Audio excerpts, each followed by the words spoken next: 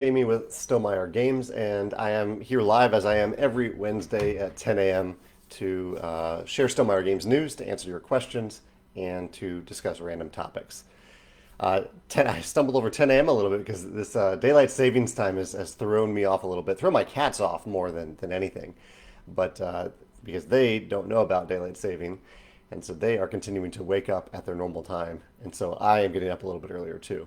I'm curious if you've had any experiences with your kids or pets or life with daylight saving. Um, has that impacted you at all? Hopefully it'll go away soon. Usually they adjust after a week or so. Good morning, Tony. I see Tony is joining me and anyone else who's joining this live cast today. Um, I hope you all, in the US at least, we celebrate Halloween, or we celebrated it this past weekend. I'm curious what you did for Halloween. I uh, I don't get trick or treaters in my neighborhood, and I don't think I think a lot of neighborhoods did not get trick or treaters this year. But we had a fairly social Halloween day where I got together with Joe and Alex from Stonemeyer Games, my team here. We got together and played a few games. We played New York Zoo, we played the Final Flick Tier, and we played Fort together. All three were new to me, and I'll have videos coming out about them soon. And then we met up with some other friends who have a kid, and they were itching for some adult time. So we met up with them and played Mysterium outside on our patio, Mysterium Park, the new Mysterium. And then we were kind of sticking with the holiday theme there, the Halloween theme. And then we had a Jackbox night with some friends virtually on Saturday night. One of our more social days in a while, where we actually got to see people and hung out with people pretty much all day. We had a good time doing that. We also, for Halloween, we watched Hocus Pocus, kind of a classic Disney movie that I had never seen. And then we watched the new Ghostbusters, which isn't all that new at this point, but it's the one with a bunch of people from Saturday Night Live. And I thought it was great. I really enjoyed it. I don't necessarily say I don't know if I can compare it to the original because the original is so dated at this point and kind of a modern classic. But I enjoyed this one throughout the movie, and I would highly recommend it if you haven't seen the new Ghostbusters. I think it didn't get the best buzz when it came out, and that's kind of unfortunate because I thought it was actually pretty funny. Miles says his kids are definitely waking up earlier. Cody says he has a 1 year old and we're still a little behind from daylight savings as well. And Anson says, can I talk about cooperative wingspan? And I think you're referring to the cooperative mode that's part of the Automa system in Oceania, and I honestly don't know much about it. I work with the multiplayer designs for our games, not the co-op, or not the single player modes. So I don't know much about that, but maybe if someone has experienced that or looked through the rules about that, they can answer it in the comments here. Chance says he played Beyond the Sun last night. Such a great tech tree game. Oh yeah, that looks really cool. Did you play it in person, Chance, or do you have a copy of it already, or did you play online? As far as I can, as from what I've seen about it, you're building a tech tree competitively, but as you build the tech tree becomes action spots for other players to use. I'm not sure if they're worker placement action spots or just like upgrades for everyone that benefit everyone. But yeah, it looks really cool. I definitely need to try that. I love tech trees in games. Nathan says, which Jackbox games did you play? I think we did 2 rounds of, what is the name of it? It's in the new Jackbox set, I think Jackbox 7 or 8, where you are creating weird characters that go head to head in mashups. You'll get a prompt that says like, this person is the creepiest, and you have to draw someone creepy, and then someone else sees what you drew, but they don't know the prompt, and they have to draw a competing character, and then those two go head to head. It's kind of zany fun. We have fun with it. And then we played, I think it's called Murder Mystery Trivia Party, something like that. And that one's kind of like the movie Saw, but with trivia. That was fun too. Corlin says, when are you going to announce a Scythe card game? Corlin, I have mentioned that a while ago that I might work on a new game in the Scythe world, but I haven't really talked about it. And it's kind of still, something that I might do, I might not do. It's something that I might do. So definitely not. There's nothing to announce at this point, and definitely I don't even know if it will actually come to life. So you never know there. Let's see. Oh, Gonzalo is here from Thundergriff Games. Very cool for for Gon to drop in here. Andrew says, as England is about to go into COVID lockdown again, my game friends and I met for a last chance games night. We chose Wingspan and Viticulture Tuscany. Oh, that's really cool that you chose two Stonemaier games to do that. And I hope the lockdown goes well for you, and in terms of your health and your friends' health. And yeah, hopefully this has been a tough year, hasn't it? Really, really tough year for health in terms of COVID and pandemic, probably mental health, psychological health, and gaming too. Really hard to game with people this year. All the games that I mentioned that I played this last weekend, we were in person, we were outdoors when we could, and we wore masks the whole time because I don't want to get COVID and I don't want to spread COVID in case I have it, and I don't know. Tim says Euphoria is one of my favorite games. He loves the dystopian theme. Any novels of the genre that you're fond of? Yeah, Tim, I made a long list when I designed Euphoria. Let me see if I can pull up my list. I made a long list of dystopian fiction that I loved to see if that could inspire it. Let's see if I have it here. I have some early spreadsheets. No, I can't find the exact spreadsheet here, but yeah, I had a long spreadsheet of various works of fiction that inspired the game. I can't find the list here. That's too bad. But like, I love the Hunger Games. Ready Player One is a different type of dystopia. Kind of a version of the future, not necessarily dystopian fiction. Brave New World, Fahrenheit 451. And a long list that I'm blanking on right now, but it wasn't. It was based on a dystopian fiction in terms of novels and TV and movies and even some video games as well. Okay, Tim actually has an answer about the cooperative version of Wingspan that Anson was talking about that is built into the Automa system of Wingspan Oceania, or is an option in that. Tim says it's like regular Automa, except multiple players play against the Automa, and you can pick the best score or average or lowest in order to beat the Automa. What is new is that you can exchange food, eggs, or cards with other players, but if you do, you have to pay or discard to give the Automa a benefit. Isaac mentioned that he saw my interview with the Lobby of Hobbies this week. Is that live on YouTube now, Isaac, or were you watching it live? He says, and yeah, I had a great chat with Jazz over at the Lobby of Hobbies, which is an awesome YouTube channel that I highly recommend, where they talk about a lot about games, but also other nerdy and geeky stuff. And we had a wonderful chat just yesterday. Seems longer than that, but it was just yesterday. And the day before, I had a chat with an interesting series. There's someone from my high school that was a few years ahead of me who is interviewing alumni from all the years of my high school, which was very new at the time. I was like in the third year of the existence of this high school in Virginia. And so it was kind of neat to talk to someone. I don't really know this person, a guy named Ian Miller, but he asked some great questions, kind of to, I think the idea is to like connect with other classmates and show classmates from our school what different alums have been doing over the years. So it was fun to have that chat as well. Isaac, has that interview gone live on YouTube? Because I need to share it once it goes live. I haven't seen it quite yet on my feed. He also says, really enjoyed their content. Do you have any other sites, reviewers, content creators that you've recently enjoyed? I subscribe to a ton of them that I really enjoy. I always follow what the Co-op Cast does because I want to learn more from cooperative games as I work on my own cooperative game. But I would recommend, Isaac, if you get the chance, go to our annual charity auction and look at the content creators that I recommended there. Let me see if I can find it right now, just so I can say them out loud live. A few of them that I have in mind right now are Before You Play. That's an excellent channel. Okay, so yeah, this year's charity auction, these are the 10. But you can go back and look at previous year's charity auctions to see the kind of older, ongoing content creators that I still love and support. So we have Before You Play was this year. Going Analog, really great podcast. The Lobby of Hobbies, that was the one that I just had a chat with. Room 51 and Teach the Teach. They're both run by Melissa and Justin McCack. Justin's birthday is today. Happy birthday, Justin. Dice and Dragons, great channel. Blackboard Games, another great channel. That's a husband and wife. I think actually a couple of these. Before You Play is husband and wife. Dice and Dragons are husband and wife. 90-Second Nerd. Mark O'Reilly, who does replacement parts for us, but he also runs a fun unboxing channel. And The Charity Board Gamer. And one more. Quackalope. Quackalope is the last one. That was from this year's charity auction.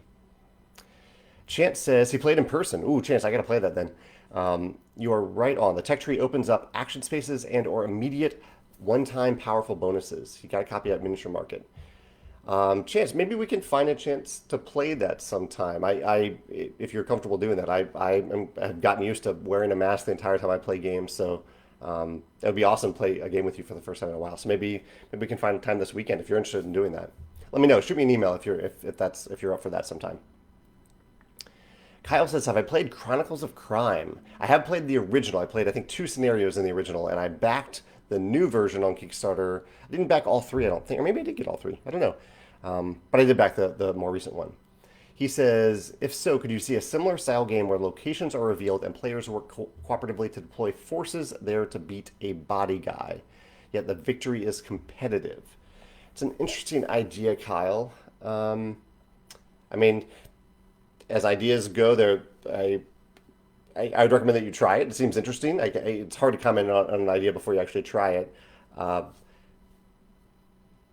I would say, I mean, one thing that I always think when I hear people talk about a game where you're defeating the body guy or the bad guy, that may have been what you meant, is that I like having different ways to defeat a bad guy other than just fighting. I think fighting is an option, but I like that in Chronicles of Crime you're solving a mystery, you're taking different paths, and I like in games where fighting isn't just the only option. So that might be something to think about, that if there is a bad guy or a bad force that you're going against, that yeah, maybe you can fight them if you want, but also maybe you can evade them. Maybe you can bribe them. Maybe you can befriend them. I like having those options in games. Jake says, have you seen the new edition of Cleopatra and the Society of Architects? You have to bend at the knees to pick it up. Is it that big of a game? I have seen photos of it, but I haven't seen it in person yet. Lots of great comments today. Let me jump over to my things real quick by topics, and I'll come back to questions in a second. For those of you waiting for your copies of Wingspan Oceania, thanks for your patience. We estimated that the ship out will start in mid-November and will go through December for some regions. Mostly the U.S., I think, will be the region that takes the longest. But I am getting various notifications from around the world that the freight shipments are arriving today, tomorrow, early next week, depending on your region. And that's the freight shipments, the big shipments that the fulfillment centers are receiving in Canada, the US, the UK, and Australia. And then fulfillment centers will process all those shipments and start shipping out individual orders. So you will probably start, if you're a champion, Stonemaier champion, and you're not in the US, you'll start getting shipping notifications next week. If you're in the US, some champions will start getting shipping notifications late next week if all goes well, but most will get them the following week. And maybe even the following week too, because there are a lot of U.S. champions. But we're getting close now, so I appreciate your patience with that. Actually, the pre-order was last week, so hopefully you saw when you pre-ordered it that we wouldn't start shipping until mid-November anyway. But either way, I appreciate your patience. Tony says he played Parks last night with the new Nightfall expansion. He says our group commented on how well it integrated into the base game, like it should have been part of the game all along. That made me think about some games that received expansions that actually hurt the base game. He says he can't think of any Stonemaier games that do that. Do you have a game that you feel didn't benefit from an expansion or was better just as the base game? Yeah, I'm hesitant to criticize it because I know a lot of work goes into expansions, and there's certainly an audience for any expansion. I think most designers take a lot of feedback from people or have an idea and they want to implement it, and they get ideas from people who play the game. But I can say that Isle of Skye is a game I really, really love, and there's so much variability in the base game that even though I have both expansions, I kind of just like how simple and streamlined the base game is and still has a ton of replayability.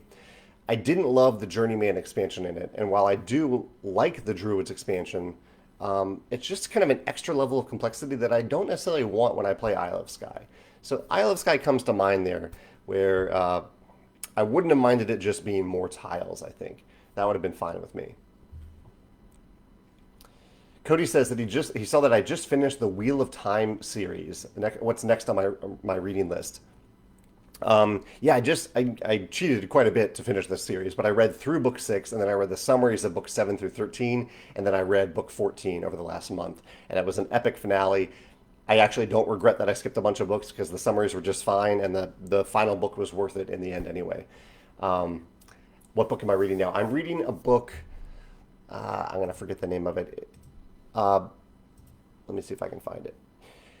I'll look at my digital orders on Amazon because I read on a Kindle. This is a book by a fellow gamer who is also a very talented author named Adrian Tchaikovsky, and the book is called The Doors of Eden. And it's a science fiction book. I don't want to spoil anything here, but I'll say what Adrian is really good at in all of his books is creating new worlds that all kind of start with the same seed of evolution as our world did, but where different creatures, different types of creatures become sentient. He's really good at that, and he does it almost to the extreme in The Doors of Eden. I'm really enjoying it so far.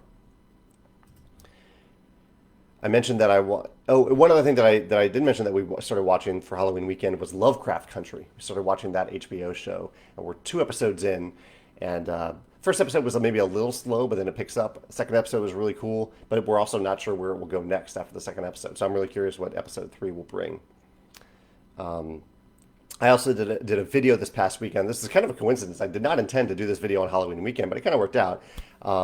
I did a video about death and consequences in board games, like when games that do interesting things with workers that die or workers that age, units that die in combat, characters that die as you play. Did a whole video on that with a lot of different examples from games that do innovative things with death and the ensuing consequences from having a worker or unit or character be removed from play. Yeah. Pablo says, he has a nice thank you. He says, do you know that you are the must for designers? The must for designers. I'm not exactly sure what you mean there, Pablo, but it sounds like you're saying that my content is worth maybe playing or following for other game designers, and I appreciate that. Thank you. Adam says, I think you said that you tried to get the IP for the Reckoners. Did you have any ideas for that game?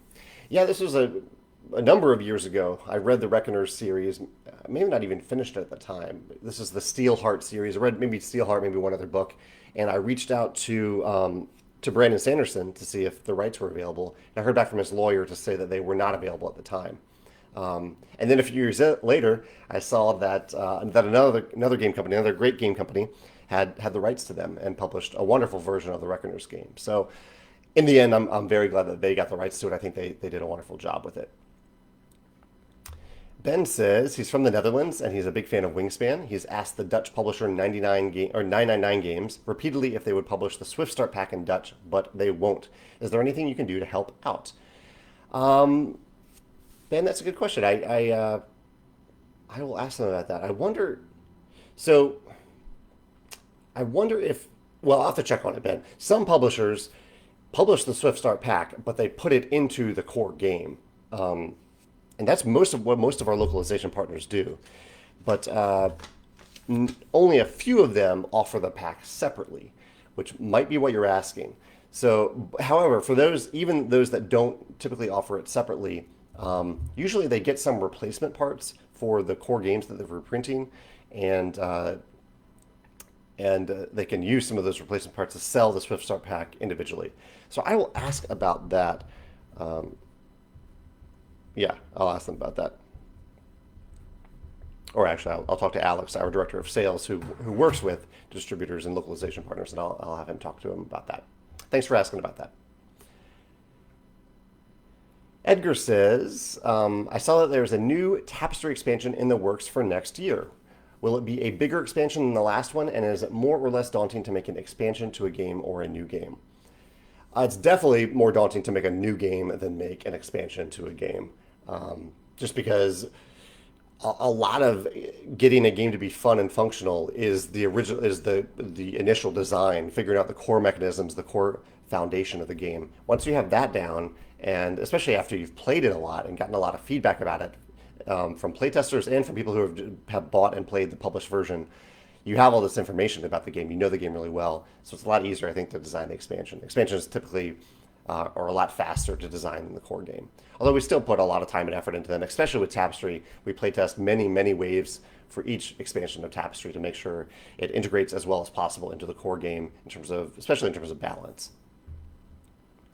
Rafal says, what are the board gaming websites and podcasts that you follow or subscribe to?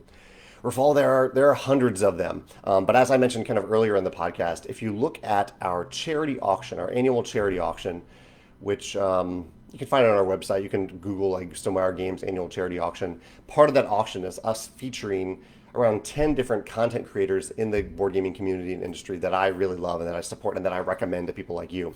I think we've done this charity auction for either 6 or 7 years at this point, and so that's 60 or 70 content creators, unique, different content creators that I would recommend that you check out. Ricardo says that he's having a lot of fun with Pendulum, and he made his first tutorial in Italian. Can I find somewhere some official Q&A about the rules so that I can autocorrect myself if I got something wrong? Some official. Well, we do have an FAQ on our website, Ricardo, that you can check out. And if you have any questions along the way, you can post them in the comments on that page or post them in the comments on the Pendulum Facebook group or the Pendulum forums on Board Game Geek. And you'll either get an answer, and if you don't see, you'll get an answer from someone who's not from Stonemaier Games. And if you get that and you don't see someone from Stonemaier Games corrected, then you can assume it's correct. Or you might see Joe, typically Joe at Stonemaier Games, chime in with an official answer. If there isn't already an answer there. A correct answer there. Dylan says, any chance of the Wingspan Oceania new player mats being available in the neoprene style? Yeah, we are actually making new dual-sided player mats because the original player mat is still needed and the Oceania player mat can be used when you play with Oceania. And so we're making double-sided neoprene player mats with the original mat on one side and the new, or not the new, the Oceania mat on the other side. Yeah, we're working on that now. Other games I played this past weekend, I bought the Raiders of the North Sea app and have played that. And playing it made me appreciate the game, have greater appreciation for the game and the mechanisms of the game. I thought it was a fine worker placement game the first time I played it, but I think it's actually really, really good. And the app helped me see that. So I'd highly recommend the app for Raiders of the North Sea. We also played at our Board Game Arena virtual game night. We played Seasons last week and played Dice Forge. I lost miserably at both of them, but had fun anyway with both of them.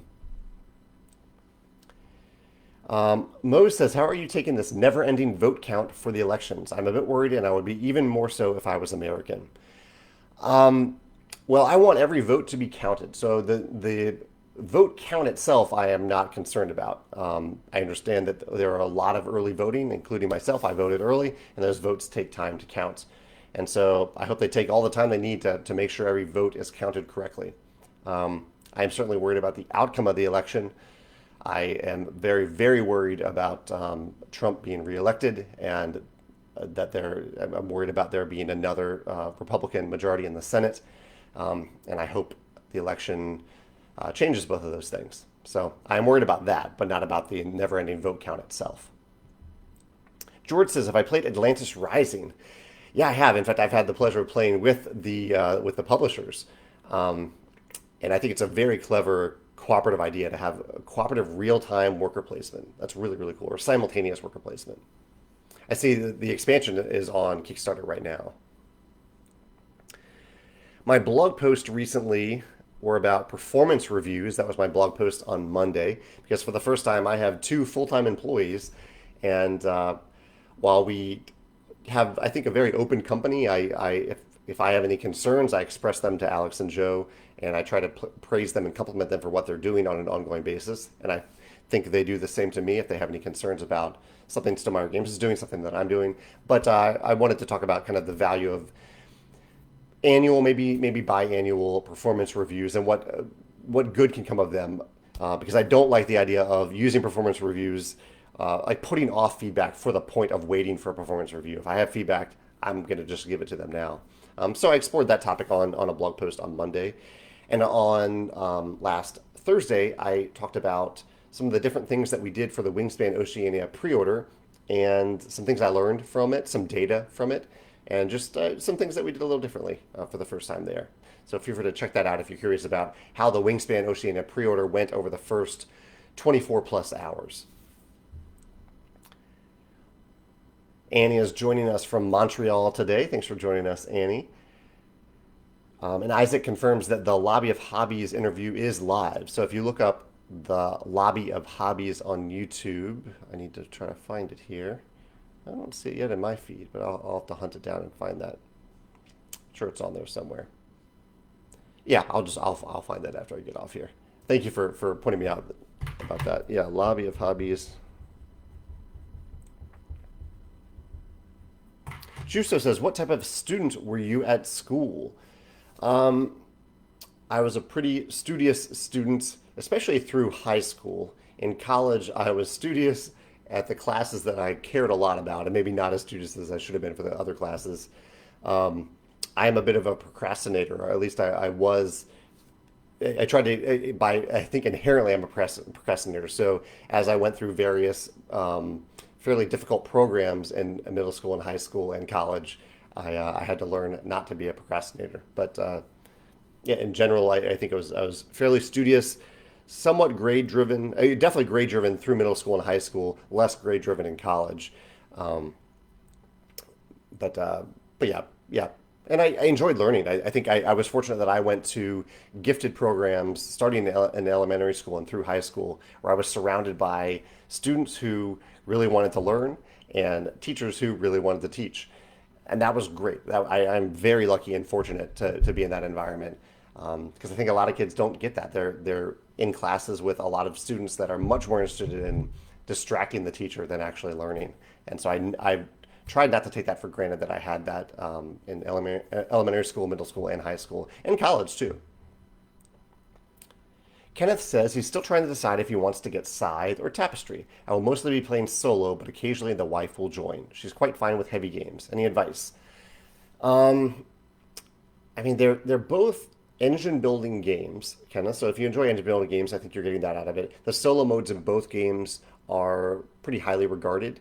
I'm saying that because I am not the solo designer. They're designed by Automa Factory. Um, but they are fairly different games. I mean, Scythe is the threat of combat and interaction is a big part of Scythe, even though at heart it is uh, an engine building game. I would say maybe the core difference between the two is that in Tapestry, you are telling the story of your own civilization on kind of a blank template, a blank palette. You are painting your own tapestry of civilization. Whereas in Scythe, it is a very specific world that you are engaging in. And so if you are looking for a very specific world, or if you're looking to you go with Scythe, if you're looking to create your own specific world, your own new world, go with Tapestry. Oh, Jazz is here from the Lobby of Hobbies. Awesome.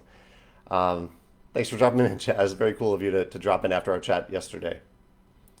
And Jazz's comment is that he loves the content from Before You Play and Blackboard Gaming. And actually, we had Meeple Overboard. We had Chris drop in from Meeple Overboard at that chat, and we had Thinker Themer, a newer channel from Australia, a fantastic channel. I would highly recommend that as well.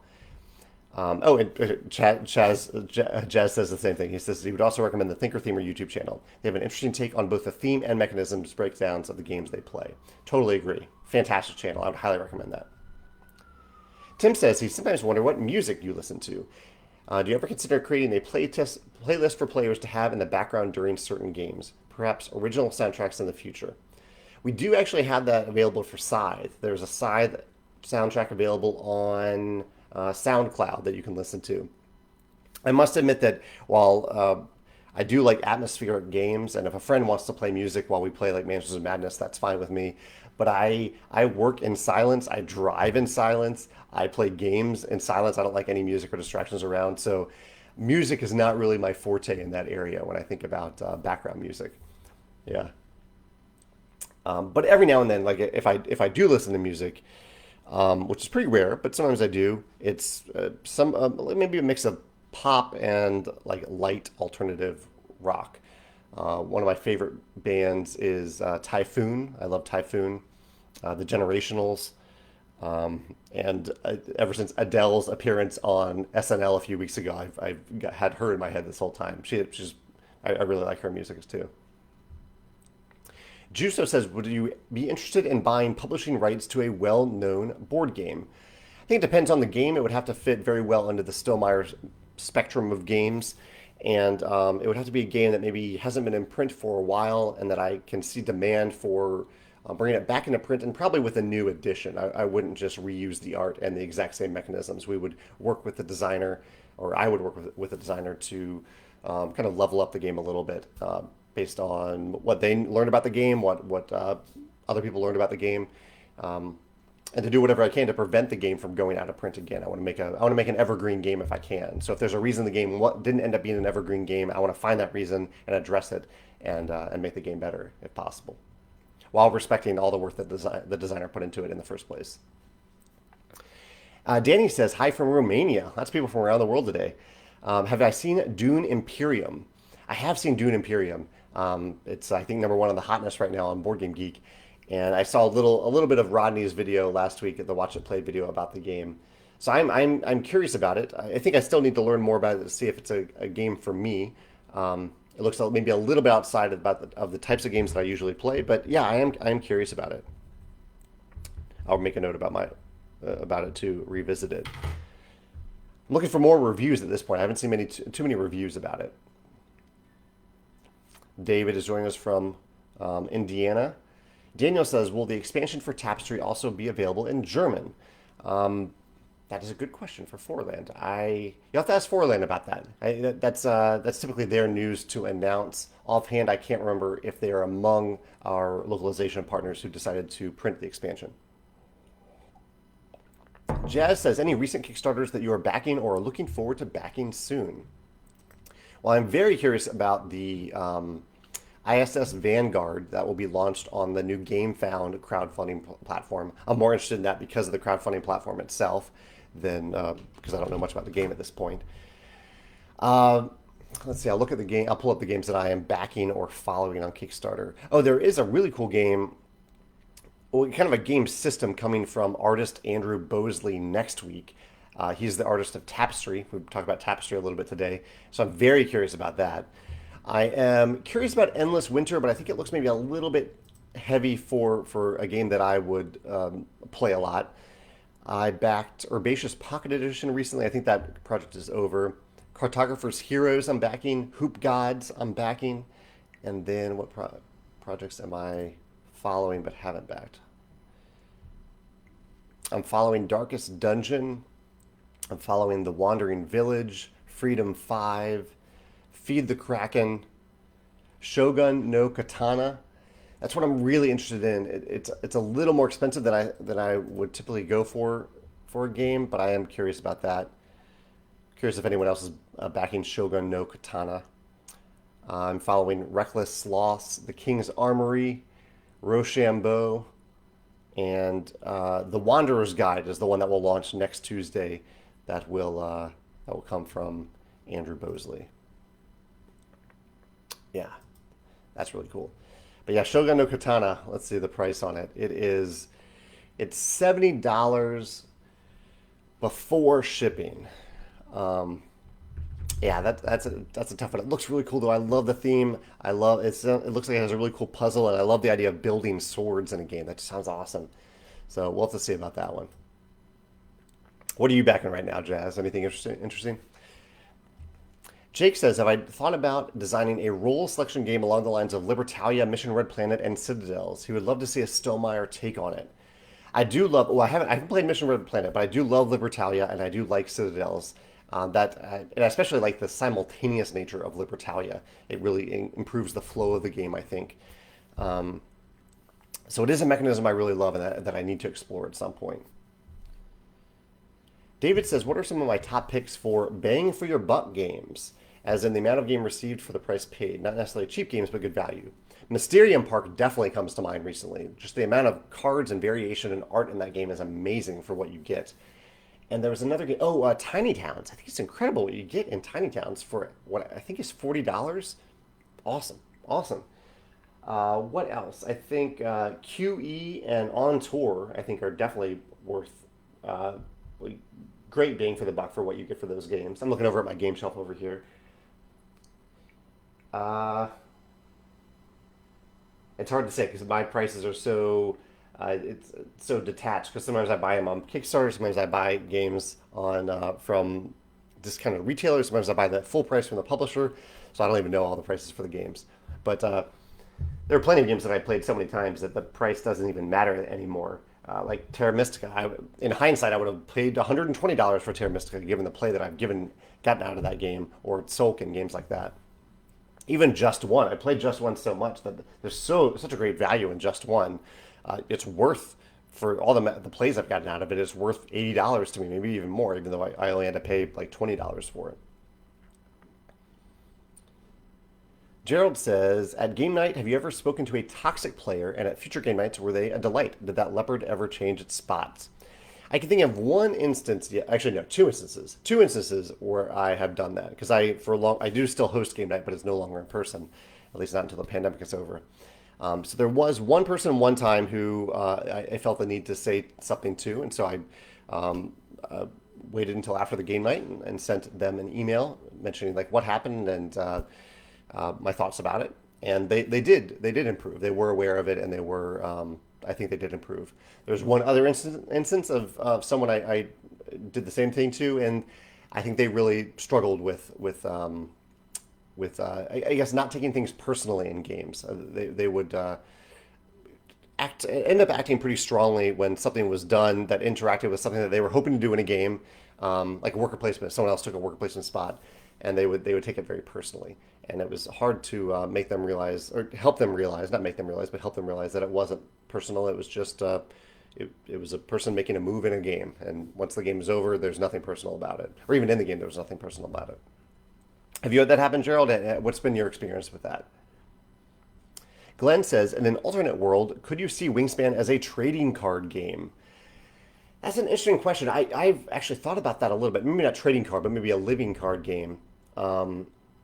Because there are so many amazing, unique bird cards in it.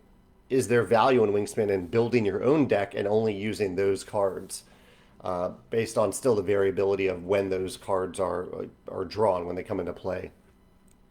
I think it is feasible. I mean, we haven't really talked much about it. I haven't talked about it with Elizabeth.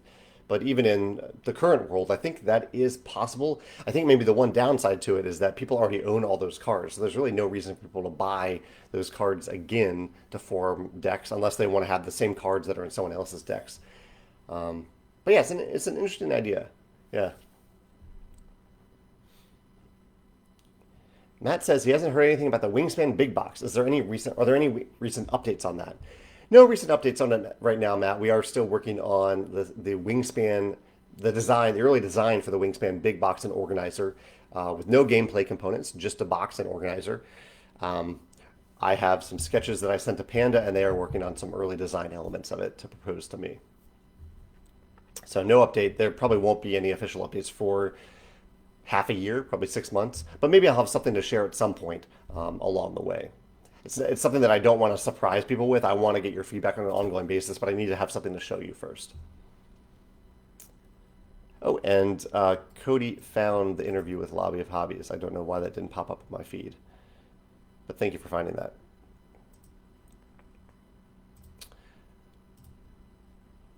Let's see. Betsy says, when starting initial playtesting, any tips for when you don't have anyone to playtest with, but it is not a solo game? Yeah, Betsy, I've been experiencing that myself for the first time during this pandemic. We do get together as a team sometimes and playtest with other people with masks, but it's pretty rare. And so I've been working on a game that I have been playtesting. It's a competitive multiplayer game that I've been playtesting solo. And really, my approach to it has been just get something to the table and take turns and take actions. Sometimes I play as two players, sometimes I just play as myself, just going through the motions of playing the game to see, to get those core elements working.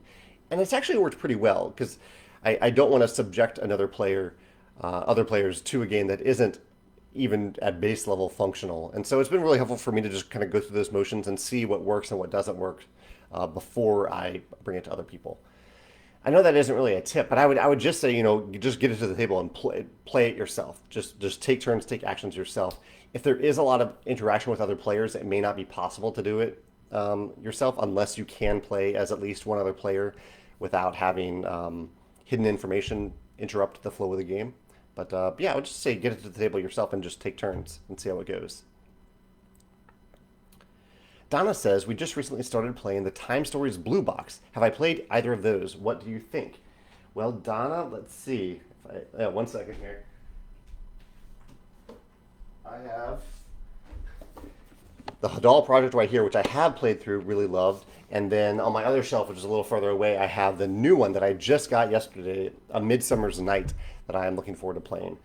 This was awesome. One of my favorite Time Stories modules and standalone game here ever. I thought it was fantastic. Um, I don't want to spoil anything, so I don't want to keep talking. Cause it was awesome. It was wonderful, and I am really just excited about the Midsummer's Night. I will say that I am heavily biased towards Time Stories because it is one of my favorite games ever, and probably my favorite cooperative game. So I love it. I'm excited that you have. Do you have one of them? You have. It sounds like you have one of them. Which one do you have? Uh, yeah, I'm excited for you, Donna.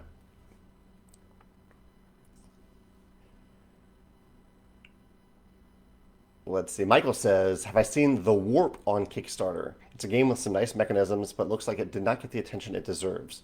I think I got a launch notification the other day for it, but I haven't dug too deep into it at this point.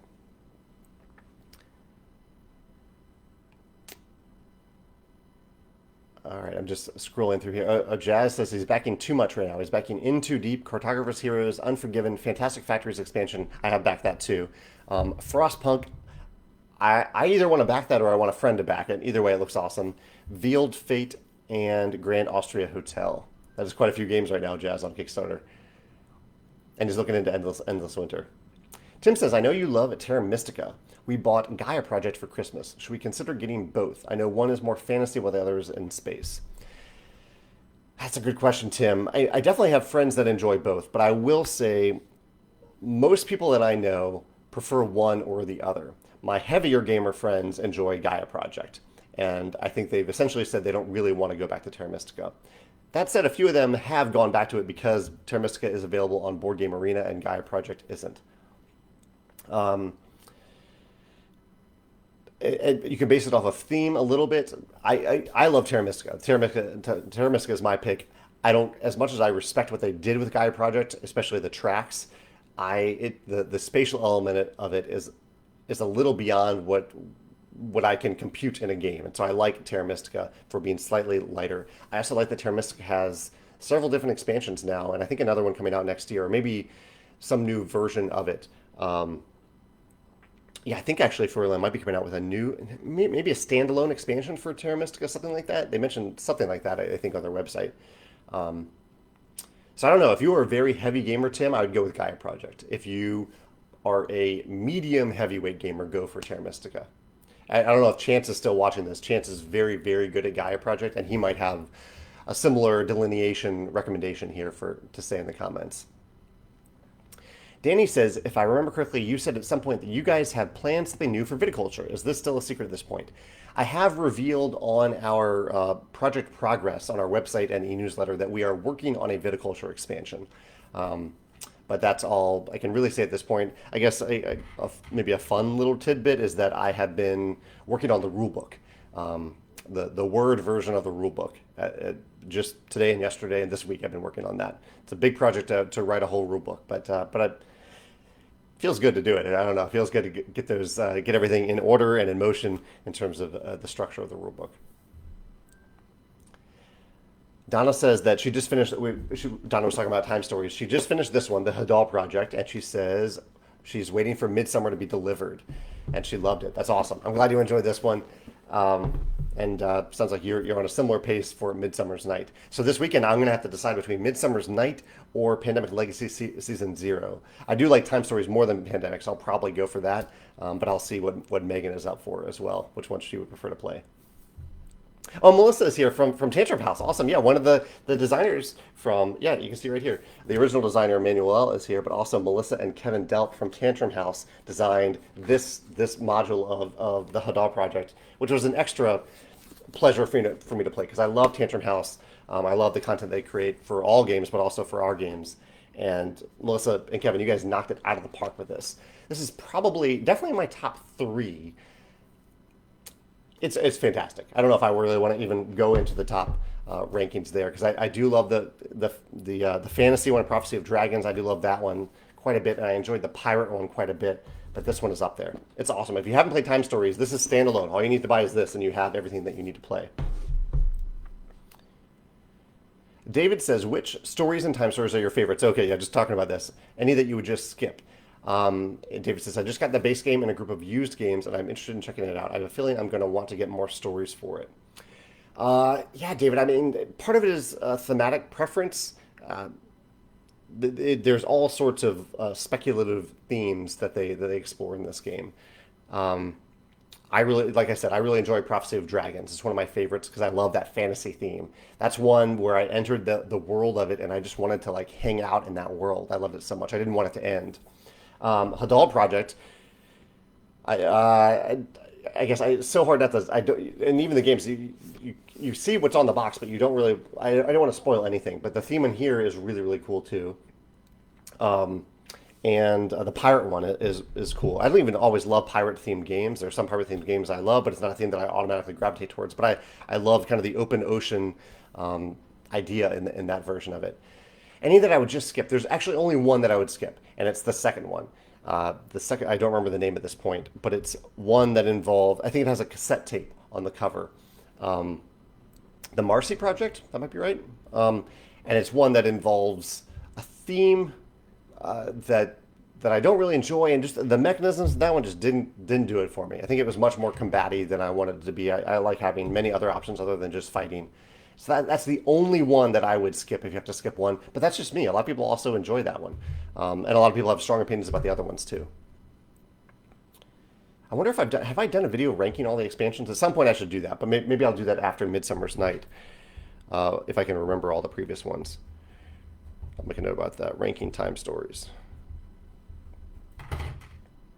John says, have I ever played On Mars? How do I feel about those really heavy games, and would Stonemaier Games ever do a really heavy game or a super heavy game? Probably not. I am not a super heavy gamer. The heaviest I get is really at the Sulk and Terra Mystica level.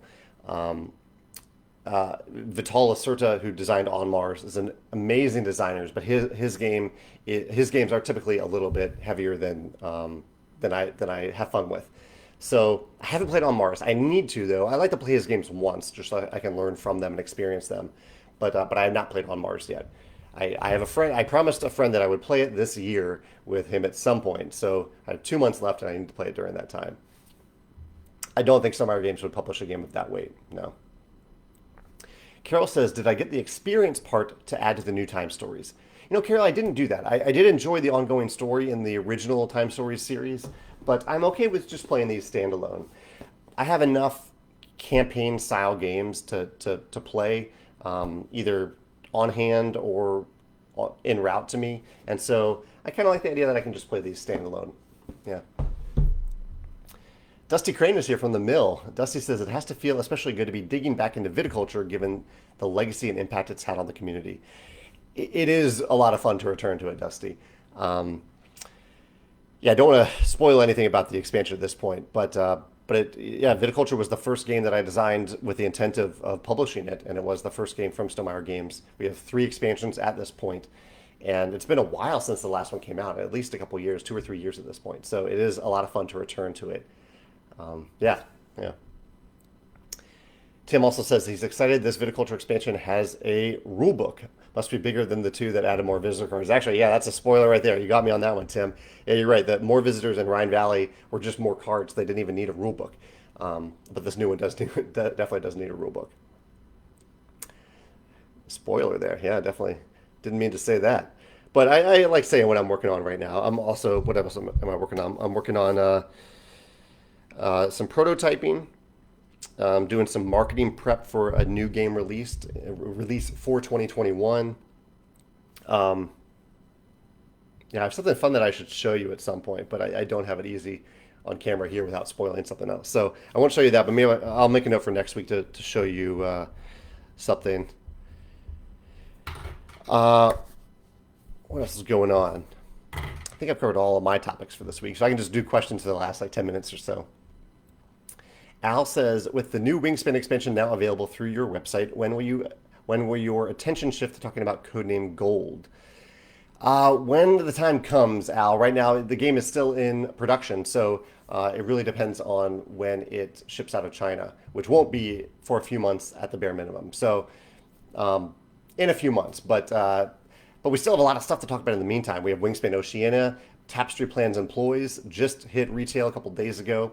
Pendulum is still very much a game that we want to talk about and support this year, and on an ongoing basis. So we have a lot of things from 2020 that we'll be talking about for a while. But I appreciate your curiosity about the next game as well. Lovin is joining us from the Philippines, and they say they love viticulture. Thank you. I'm glad to hear that. Let's see. I don't see any questions right now, and I actually don't have any other topics to cover. So if I don't see anything else, I might call this a little bit early. We're going to have lunch with friends today because it's beautiful weather outside. We're going to pick up lunch and just have a short little lunch with friends today, which should be really nice. Tim says, were you surprised at the 10% number that picked the new FedEx option?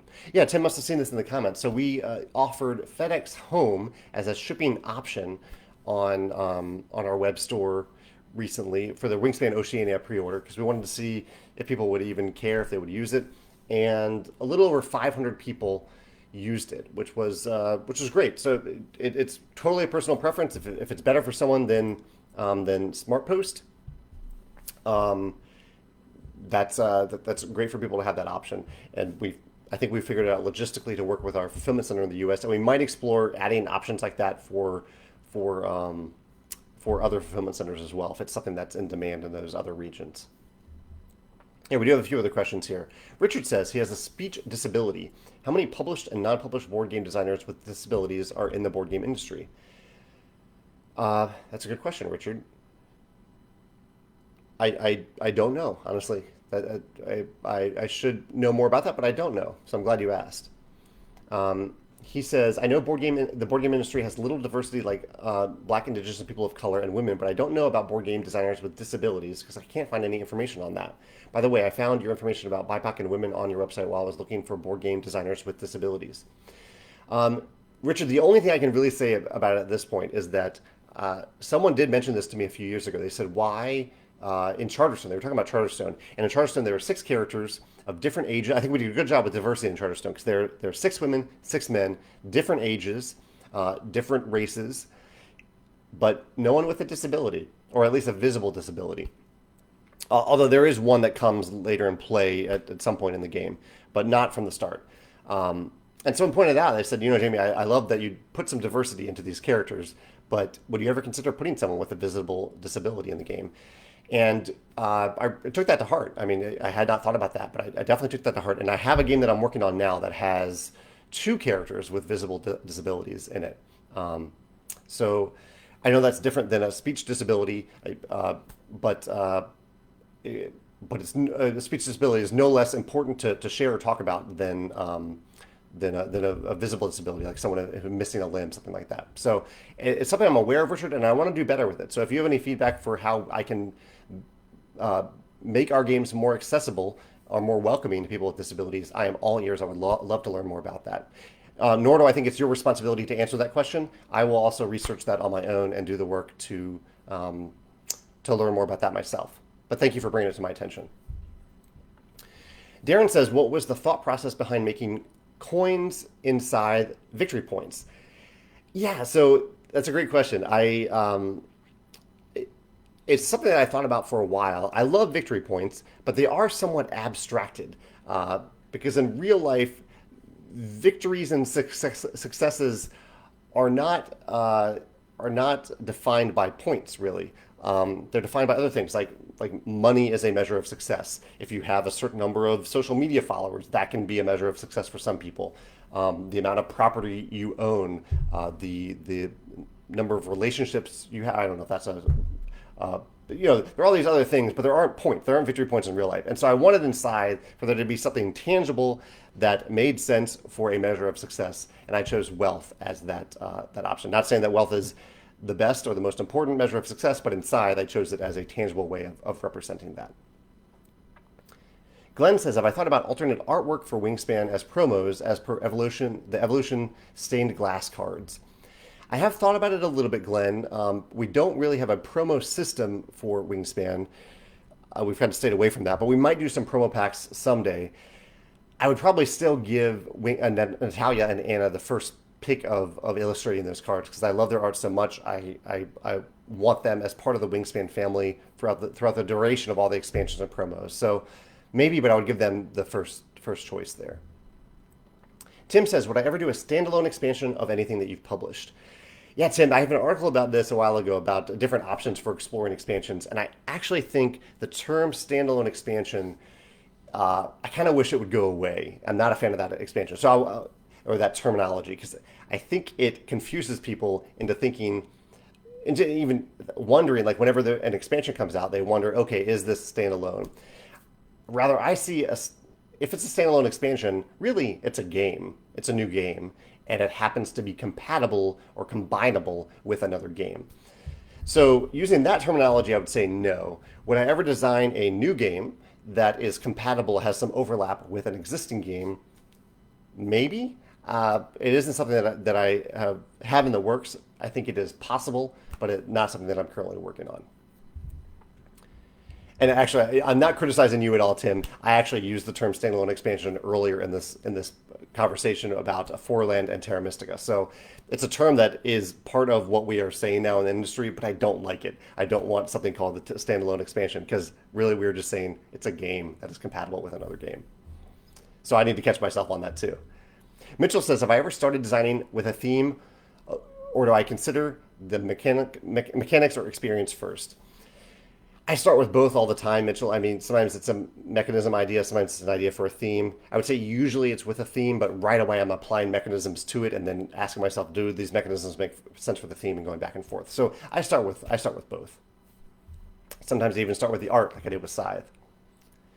John says, I know you've talked about components before, but do you have a preference for when it comes to what you include in your games? Do I like to deluxify my games? Do I like to deluxify? I'm talking about the games that we produce. And yeah, I do like to make games that feel deluxe at an affordable retail price. That's typically our goal for our games. Like with Charterstone, there are metal coins in Charterstone, in every box of Charterstone, because I wanted players to have metal coins. I wanted them to feel special. I think they're more special than cardboard coins. So for me, it's always trying to make a game feel as deluxe as possible out of the box, but within a manageable, reasonable price tag for consumers. Charlie is joining us from Costa Rica. He says he loves every Stonemaier game. That's awesome, Charlie. He says, I'm trying to add them all to my collection. Scythe and Tapestry are definitely part of my top favorite games. Oh, this is just a nice compliment to end the conversation today. Well, thank you, Charlie. I really appreciate that. That makes my day. Thank you, the rest of you, for joining me as well for this hour-long conversation. I'll be back next Wednesday, as usual, at 10 a.m. And yeah, thanks for joining me. I will put this up on YouTube, so if you have any other further things to add to this conversation or questions to ask, go over to the YouTube video in a few minutes and post them there. All right, take care. Have a good Wednesday. Bye.